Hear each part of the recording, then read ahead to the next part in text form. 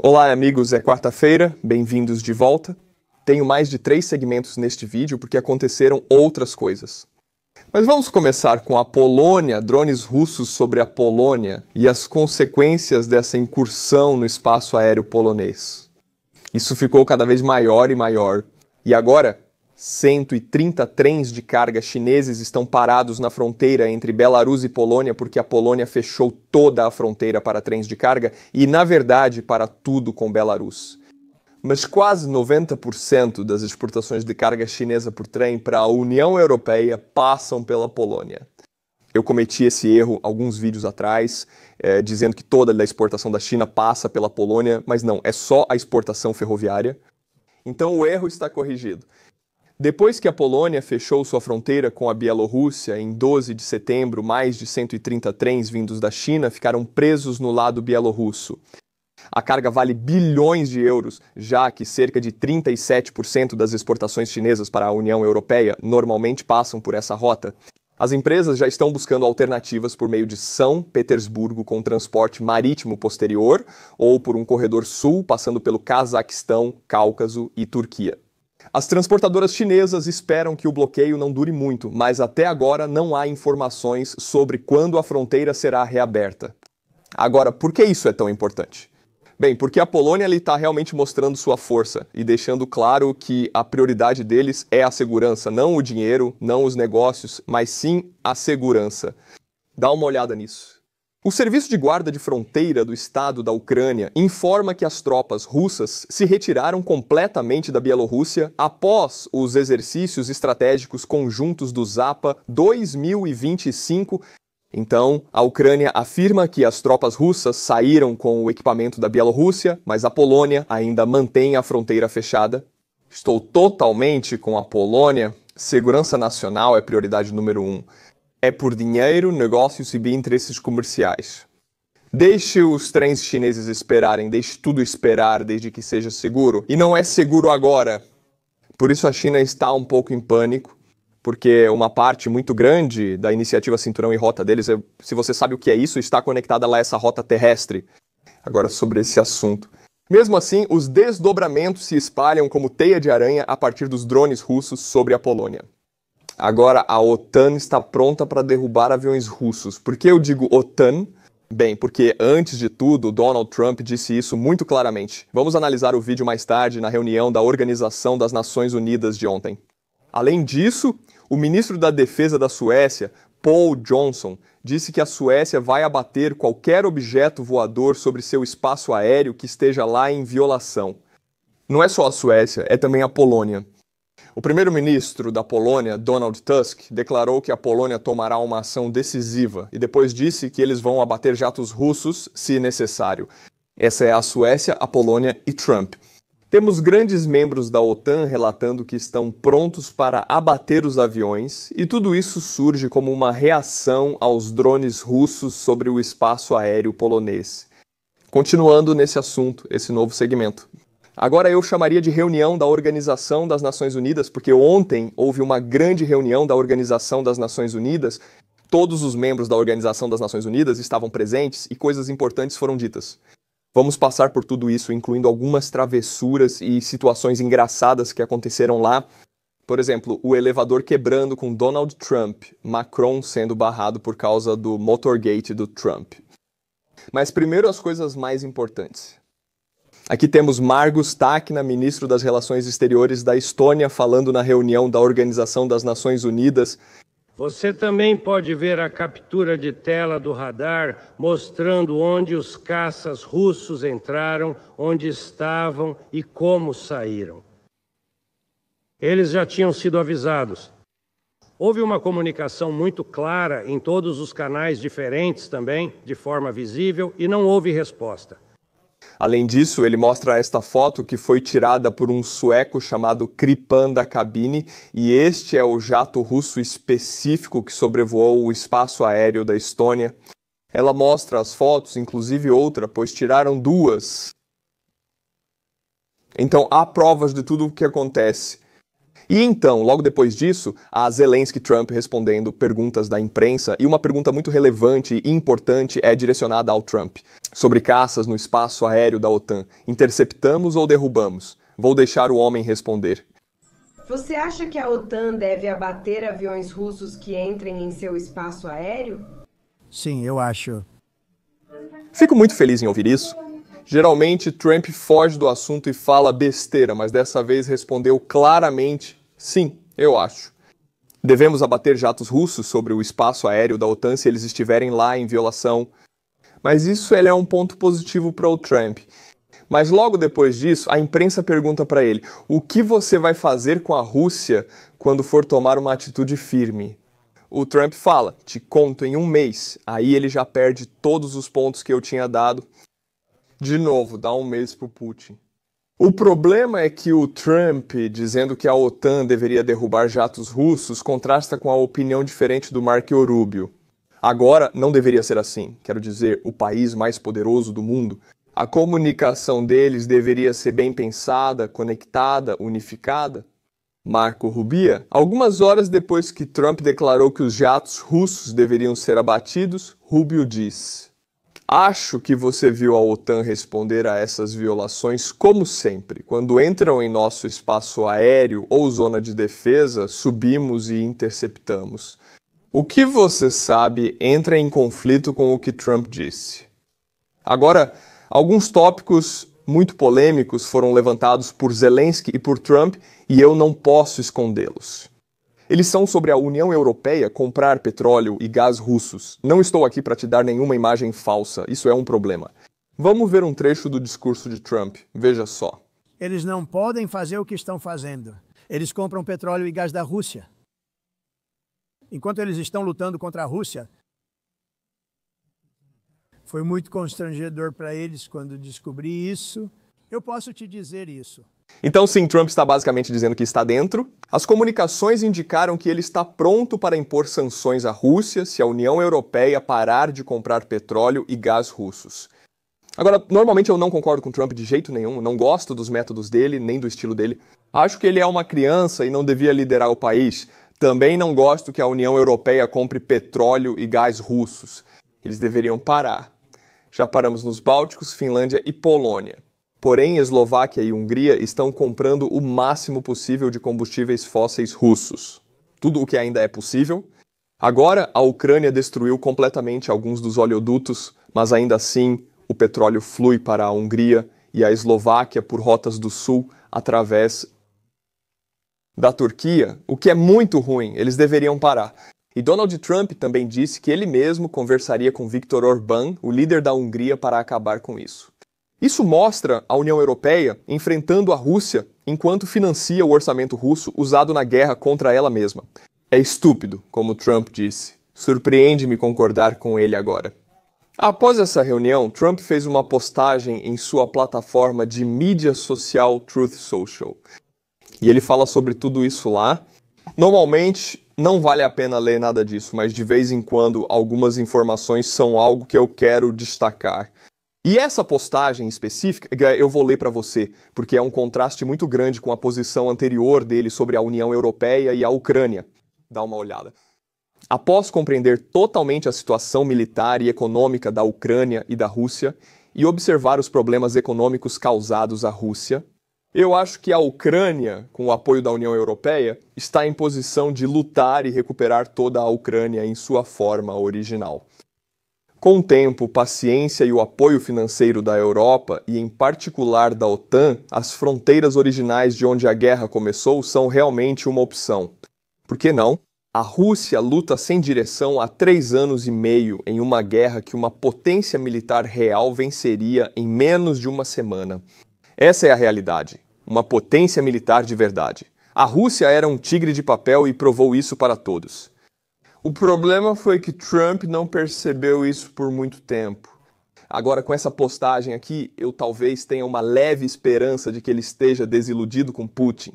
Quem sabe o tempo dirá. Vou continuar lendo. Isso não está diferenciando a Rússia. Na verdade, isso faz com que eles pareçam um tigre de papel.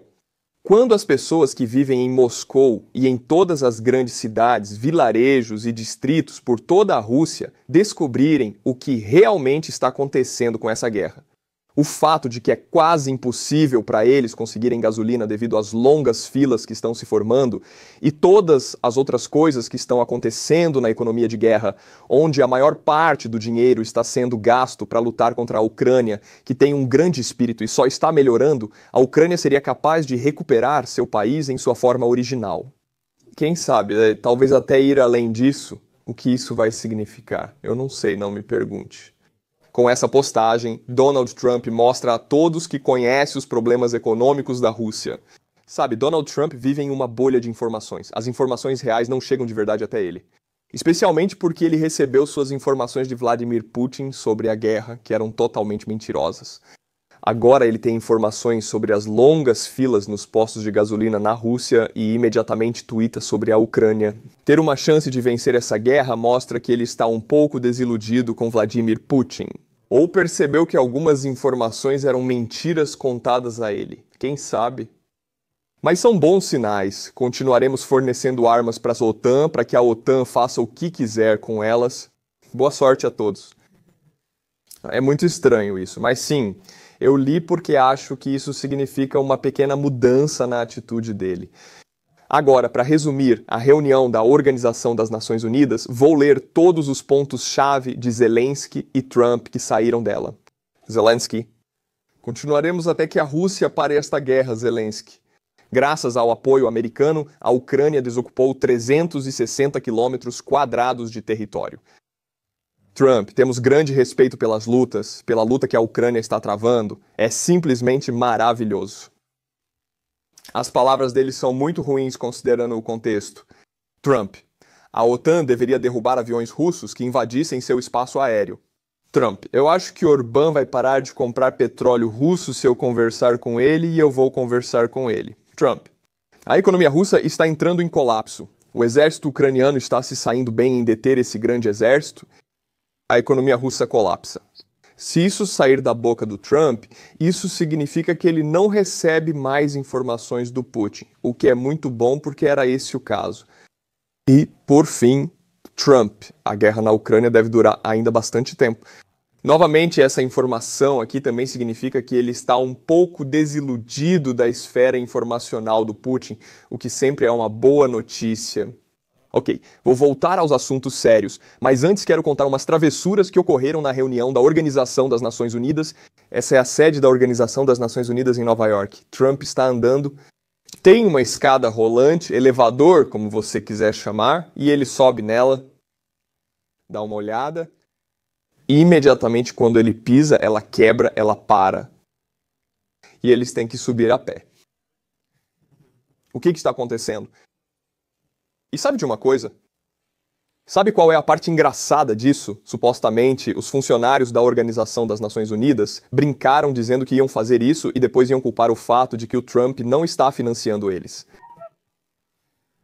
Tudo bem, não vou tomar seu tempo, mas foi engraçado.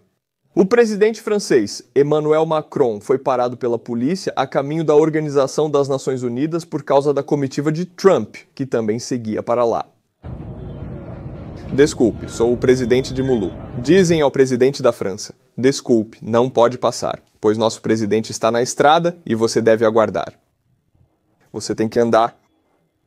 E foi isso que ele fez. Aliás, ele imediatamente ligou para Trump, só os dois no telefone, dizendo: ei, que diabos, cara? Tenho que andar 30 minutos por causa da sua comitiva. Dá uma olhada. Esperando porque tudo está fechado por sua causa. É, engraçado. Ele ligou para ele imediatamente e depois caminhou por 30 minutos. Vou encerrar com o segmento da reunião da Organização das Nações Unidas com informações de Washington. Eles não gostam da nossa posição. Quando falo nós, os bálticos discutem bastante com a Lituânia, que não aprova a nossa posição sobre Putin. Washington percebeu a estonização da política externa europeia. O governo Trump considerava os estados bálticos perigosamente agressivos em sua postura em relação ao Putin. Em uma recente reunião de alto nível no Pentágono, autoridades bálticas foram acusadas de ideologizar sua oposição à Rússia, estonização da política externa europeia. Graças a Deus, acho que finalmente alguém está acordando. Estou falando dos líderes europeus. Se nos ouvirem, mesmo que um pouco, há chance de liberdade e democracia sobreviverem na Europa. Espero que a estonização continue e até se espalhe para os Estados Unidos da América, porque nós vemos a Rússia pelo que ela realmente é, não como alguns outros países a veem. Meus amigos, agora é hora de orientar e dar crédito aos membros mensais do Bem Miakov. Primeiro, vou ler o melhor comentário do vídeo anterior para vocês. Estávamos falando sobre as capacidades de defesa aérea da Estônia e eu mostrei exatamente o que temos. Nós não temos muito, para ser honesto. Por isso é que realmente podemos abater jatos russos. Mas o nosso alcance máximo com os Mistrals é de apenas 8 km, só isso. Não temos nada com alcance maior. Então, Matheus Joé tem o Kisco X, é isso que o nome do canal diz. Além disso, a OTAN enfrenta outro problema. Não pode ter países alternando áreas com políticas distintas diante dos agressores. Ele está falando sobre o fato de que, neste momento, caças F-30 e 5 italianos estão na Estônia. Eles trocaram no dia 1º de agosto. Antes disso, outro país estava na Estônia. Eles trocam a cada 6 meses, mais ou menos, para proteger o espaço aéreo do Báltico. Esse é um mau acordo, pois cria pontos fracos, previsíveis e tensões imprevisíveis. Isso é verdade. A troca também é sempre um ponto fraco, e a Rússia sabe disso. Obrigado pelo bom comentário. Preciso mencionar alguns membros do Bem Miakov. Agora temos 4 novos, o que é ótimo, pois geralmente são 1 ou 2. David Kantara. E agora temos um grande membro. Pet Blunt Bola. Pet significa batida, como a beterraba, o alimento que você come, batida. Então, pet em estoniano significa batida, senhor batida. Obrigado por se tornar um grande membro, Anticone Voiles. E finalmente Laura Emerick e Samuel Davis juntos. Obrigado. Na verdade são 5 pessoas. O último é um casal, acho. Obrigado por se unirem como família. Este próximo segmento aborda a Moldávia. As eleições ocorrerão em 4 dias. Em 28 de setembro, a Moldávia possui a região separatista russa Transnistria, que faz fronteira com Odessa. Se o partido pró-Rússia vencer em 4 dias, isso servirá de base para preparar uma invasão a Odessa pela Moldávia controlada pela Rússia. Essa é uma das opções lá. E em 4 dias nós vamos descobrir por que estou falando sobre isso. Porque há uma grande interferência da Rússia na Moldávia neste momento. O Serviço de Inteligência Estrangeira da Rússia, Serviço de Inteligência Estrangeira, ameaça a Moldávia. Então o Serviço de Inteligência Estrangeira relatou isso, e eu o cito. A Europa está se preparando para ocupar a Moldávia. Está claro para todos agora que a Rússia está preparada para fazer absolutamente qualquer coisa para impedir uma vitória dos pró-europeus daqui a 5 dias? Eles distorcem isso como na propaganda russa. A questão aqui é que a Rússia está canalizando centenas de milhões de dólares por meio de bancos sancionados e criptomoedas para a Moldávia, para contratar pessoas para espalhar essas informações, para difundir essa narrativa.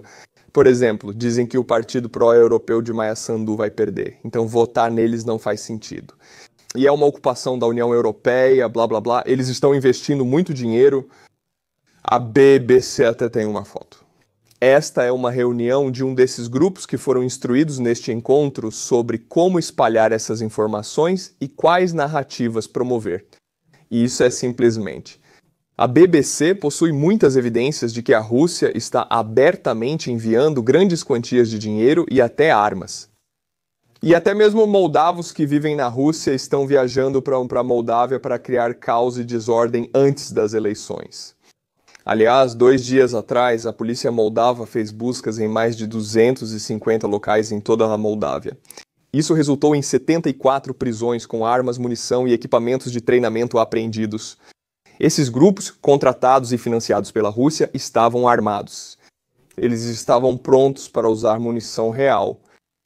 Isso não é apenas uma campanha de desinformação, é uma tática de força bruta que eles estão usando na Geórgia com grande efeito para ser usada na Moldávia. Agora, no dia 28 de setembro, o destino desse país será decidido. E também, por que isso está conectado à Ucrânia? Bem, desculpe se o partido pró-Rússia vencer na Moldávia, veja só. Moldávia e Transnistria estão bem aqui. A Rússia vai transferir algumas forças para a Transnistria e começar a avançar em direção a Odessa pelo lado oeste, forçando a Ucrânia a realocar algumas tropas da linha de frente para o lado oeste do país. Ou seja, os russos também podem avançar na linha de frente. Essas eleições em 4 dias terão implicações diretas nas linhas de frente, porque a Ucrânia vai ter que mover dezenas de milhares de suas unidades se o candidato pró-Rússia vencer. Agora vou contar todas as novidades das linhas de frente. Em certas regiões a Ucrânia vai bem, mas em outras os russos avançam agressivamente e as tropas ucranianas recuam. Há coisas boas, ruins e péssimas neste caso. Primeiramente começamos com Sumy, a frente norte, a frente mais ao norte, bem aqui. E é uma boa notícia porque, como você pode ver, Kindrativka, os ucranianos estão avançando a partir dali. Esta linha aqui é um reservatório de água e os russos estão agora tentando atravessá-lo ativamente com ataques. Não entendo por que eles estão fazendo isso, não faz sentido. O que faria sentido seria tentar contornar, mas eles estão ativamente tentando atacar, atravessar sob fogo. Acredito que seja uma decisão política. Vou ler para você um relatório de uma fonte russa sobre a ofensiva de Sumy. Fontes russas dizem que a situação em Sumy é crítica. Perto de Kindrativka, várias tentativas de atravessar o reservatório terminaram em desastre. Porque eles estão tentando atravessar. Não sou estrategista e nunca ordenaria isso. Ainda assim, eu nunca ordenaria atravessar. Homens sob fogo em cima de um corpo d'água daquele jeito. Terminou em desastre, com os grupos de assalto avançando à força e caindo no mesmo local dos anteriores. Em Alexivka, os combates atingiram a periferia sul do centro, onde a 810ª Brigada e o 30º Regimento de Fuzileiros Motorizados estão cercados. O que eles chamavam de heroísmo, mas é descrito como um moedor de carne. Alexivka, este assentamento aqui enfrenta combates na periferia sul. Agora, Alexivka foi levada para a zona cinzenta, e russos e ucranianos já estão lutando na área urbanizada. Todos vão morrer. Os ucranianos pressionam forte e não temos reconhecimento adequado. Estamos completamente ferrados. Este é um relatório russo do Telegram russo. É algo muito, muito sombrio. Mas olha, não está tão fácil para os ucranianos em outras frentes. Só em Sumy que eles estão indo muito bem. A barreira natural do reservatório de água está ajudando os ucranianos. Mas vamos para outra frente, que é em direção a Bakrovsk, não Bakrovsk, mas Pokrovskaya, fica na frente leste, próximo de Bakrovsk, mas na área de Bakrovsk, certo? Os ucranianos estão resistindo muito bem. Este é o contra-ataque de Dobropilha, mas na região de Bakrovsk. Vou te mostrar para você saber onde é. Pokrovskaya fica bem aqui. E como você pode ver, esse avanço russo aqui tem sido surpreendentemente eficaz. Eu vou voltar. Esses são os últimos 10 dias. Fique atento ao avanço russo. Eles estão progredindo rapidamente em direção a Bakrovskaya. E neste assentamento de Ivanivka, bem aqui, este é o primeiro local após a ruptura de Dobropilha que foi recuado. Agora, se os russos realmente cruzaram a linha de Donetsk, desculpe, a linha de Donbass não aparece neste mapa, mas ela se espalha assim. São as primeiras fortificações, arame farpado, vala antitanque e dentes de dragão. Os russos cruzaram, é o segundo lugar onde isso ocorre. O primeiro local foi repelido perto de Pokrovsk, mas este é o segundo local em direção a Ivanivka, e eles realmente cruzaram. Más notícias para os ucranianos. E nos últimos 10 dias, os russos avançaram por toda esta área de 50 quilômetros, bem aqui em direção a Pokrovskaya. Os ucranianos ainda não têm resposta. Os russos avançam, essa é a verdade. Mostro onde está a linha. Este é Ivanivka, este mapa é melhor. Os russos cruzaram aqui. Grande parte da linha de Donbass não está guarnecida por ser muito longa para isso. Você precisaria de mais 250 mil soldados. O que os ucranianos fazem é criar essas bolhas de drones espalhadas por essa linha. E quando os russos atravessam em uma área, não há nada para empurrá-los de volta. A Ucrânia geralmente repele ataques com brigadas de elite. Terceira brigada de assalto ou primeira brigada de corpo que estão na área de Bakrovsk, não nesta área de Ivanivka-Bakrovskaya.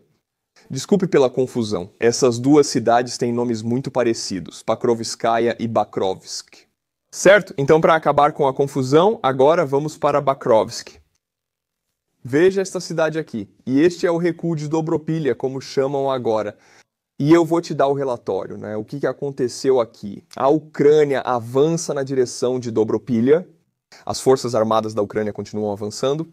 Já foram libertados 1.645 km², informou o comandante-chefe Alexander Sirski. Nas últimas 24 horas, o controle foi retomado em 13 km² e buscas cobriram 21 km². No distrito de Pakrovsk, unidades de assalto avançaram 200 metros até 25 km em determinadas direções. E por que os ucranianos conseguem empurrar para trás, mas não conseguem avançar um pouco mais ao sul em Pakrovsk? Como acabamos de ver, é porque, bem, o primeiro corpo de exército está aqui, uma das unidades de assalto mais elitizadas da Ucrânia, um agrupamento das melhores unidades de assalto que existe.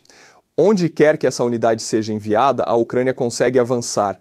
Eles não conseguem estar em todos os lugares ao mesmo tempo e avançam nessa área de Dobropilha. Bem, os russos estão ganhando terreno em direção a Pakrovskaya, um pouco mais ao sul. É assim que está agora. Vou ler para você. Analisamos o lado bom, ruim e feio para a Ucrânia. Agora vou ler para você um relatório de um ex-líder dos veteranos de Donetsk. Você sabe, é Pavel Kubarev, um propagandista e ideólogo russo completo. E vou citá-lo por algum motivo. Há cada vez mais postagens pessimistas, pois cada vez mais autoridades na Rússia estão dizendo as coisas como elas são. É muito perigoso agora, mas eles fazem isso. Eu cito. Acrescento as palavras de Rogozin que, em muitos pontos da linha de frente, atacamos enquanto o inimigo apenas se defende. Por causa disso, estamos sofrendo perdas incomparavelmente pesadas. As forças armadas da Ucrânia estão completamente satisfeitas com a situação atual e não precisam particularmente de paz, considerando o trabalho eficaz deles contra nossas refinarias de petróleo, com 26% da produção destruída, e a situação criada é estrategicamente benéfica para eles. Enquanto isso, a propaganda estatal segue enganando o público, como se o exército ucraniano estivesse vacilando e que em breve venceremos. Na realidade, a situação atual já é equivalente. O que essa palavra significa equivalente à derrota para nós? A Rússia não consegue atingir os objetivos da operação militar especial e vencer sob o sistema colonial do governo atual. Agora, isso vem de uma fonte que está no sistema, que está na luta desde 2014. Ele organizou algumas das milícias na região de Donetsk, em Donbass, naquela época. Ele sabe do que fala e suas palavras não concordam com a propaganda russa. Agora, outra fonte que vou trazer para vocês, eu cito. Drones tornaram os ataques impossíveis. Equipamentos a menos de 20 quilômetros da linha de frente eliminam um grupo de assalto. Isso são de 3 a 5 homens de meia idade atravessando minas, andando sob o zumbido dos drones, e avançar é impossível. Isso vem do ex-cosmonauta-chefe da Rússia e ex-chefe da Roscosmos, Dmitry Rogozin, duas fontes muito importantes dentro do sistema russo. Chame como quiser, militar privada, empresa, milícias. Nesse sistema eles estão lá há décadas a mais. Eles estão falando dessas coisas sombrias, denunciando contra a propaganda russa, nos dando uma ideia do que realmente está acontecendo agora. Dito isso, você sabe que há alguns setores realmente sombrios para a Ucrânia e há alguns setores onde eles estão realmente avançando ativamente agora. Meus amigos, vamos voltar um pouco no tempo e um mês, na verdade, 20 de agosto, houve um ataque na base de Milkino e você pode ver isso na costa do Mar Negro, bem aqui. Não tínhamos fotos. Relatei o ataque, mas sem provas do Píquino. Agora temos fotos vazadas. Alguém vazou elas e o ataque foi doloroso o suficiente para a Rússia e grande o bastante. Mais de 10 drones ucranianos de longo alcance foram usados. Quero comentar sobre isso. Foram vazadas fotos mostrando armazéns destruídos na base russa de Milkina, na região de Krasnodar, na Rússia. A base abriga a primeira brigada de mísseis da guarda, de acordo com as fotos divulgadas pelo canal do Telegram Daisy Piona. Pelo menos um sistema de mísseis Iskandar e 5 carregadores foram destruídos. Um sistema de defesa aérea Pinterest One foi danificado. Então é isso, finalmente vamos analisar isso hoje à noite. Então, enquanto você estava dormindo e enquanto eu estava dormindo, nós estávamos dormindo como bebês. Bem, Em Moscou, os russos afirmam que derrubaram 32 drones ucranianos porque houve um ataque massivo de drones contra Moscou. Os russos afirmam que derrubaram essa grande quantidade. Eles estão realmente orgulhosos disso. Olhem para a nossa defesa aérea tão capaz, mas então temos isso. Morador de Moscou encontra míssil da defesa aérea russa em seu apartamento após atravessar o teto. Então, eu não sei se eles derrubaram os drones ucranianos ou se dispararam a defesa aérea em direção aos apartamentos dos próprios cidadãos. Mas acordar com esse míssil ao lado da sua cama é uma experiência bem russa. É isso aí, meus amigos. Por hoje é isso, volto sexta-feira para cobrir esses assuntos de novo. Alguns assuntos exigem vários vídeos, primeiro vêm as informações iniciais, depois as reações, então surgem novas informações que amadurecem com o tempo. Preciso falar sobre isso novamente, pois leva tempo, vou abordar tudo de diferentes ângulos. Sexta-feira estarei de volta, inscrevam-se no canal, até lá Slava Ucrânia e tchau!